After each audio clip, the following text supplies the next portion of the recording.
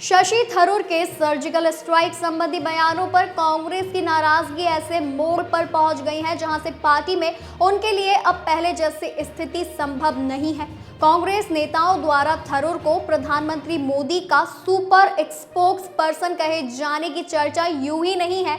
थरूर के हाल के बयानों, खासकर पनामा में दिए गए भाषण में, जिसमें उन्होंने कहा कि साल 2016 में मोदी सरकार के तहत पहली बार भारत ने नियंत्रण रेखा यानी एलओसी पार कर सर्जिकल स्ट्राइक की थी। कांग्रेस पार्टी ने भीतर थरूर के लिए तीखी प्रतिक्रिया को जन्म दे दिया है। ये विवाद न केवल थरूर की व्यक्तिगत राय और पार्टी लाइन के बीच टकराव को दर्शाता है, बल्कि ये भी सवाल उठाता है कि क्या वह वास्तव में वो बीजेपी या मोदी सरकार के पक्ष में बोल रहे हैं। कांग्रेस पार्टी का मानना है कि थरूर के बयान पार्टी की लाइन से मेल नहीं खाते। पार्टी ये दावा करती रही है कि यूपीए सरकार के दौरान भी कई सर्जिकल स्ट्राइक हुई थी, हालांकि उन्हें प्रचारित नहीं किया गया। थरूर का ये कहना है कि साल 2016 में पहली बार एलओसी पार किया गया पार्टी के दावे को कमजोर करता है। कांग्रेस के प्रवक्ता पवन खेड़ा ने पूर्व प्रधानमंत्री मनमोहन सिंह के एक बयान का हवाला दिया, जिसमें कहा गया था कि यूपीए के तहत भी सर्जिकल स्ट्राइक हुई थी, पर वरिष्ठ नेता उदित राज ने थरूर पर तीखा हमला बोलते हुए उन्हें बीजेपी का सुपर प्रवक्ता करार दिया। उदित राज थरूर पर कुछ ज्यादा कड़ा प्रहार करते हैं और थरूर के कृत्य को पार्टी के प्रति बेईमानी कहते हैं।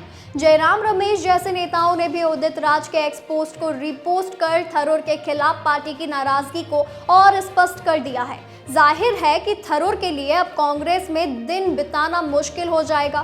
थरूर अपने बचाव में कहते हैं कि उन्होंने जो कुछ भी कहा वो एक भारतीय के रूप में कहा, न कि पार्टी प्रवक्ता के रूप में। उन्होंने ये भी कहा कि वह ट्रोल्स और आलोचकों के साथ बहस में समय बर्बाद नहीं करना चाहते, क्योंकि उनके पास बेहतर काम है। हालांकि पार्टी के भीतर कुछ नेताओं का मानना है कि थरूर ने लक्ष्मण रेखा पार कर ली है, खासकर ऑपरेशन सिंदूर और मोदी सरकार के आतंकवाद विरोधी नीतियों की तारीफ करके।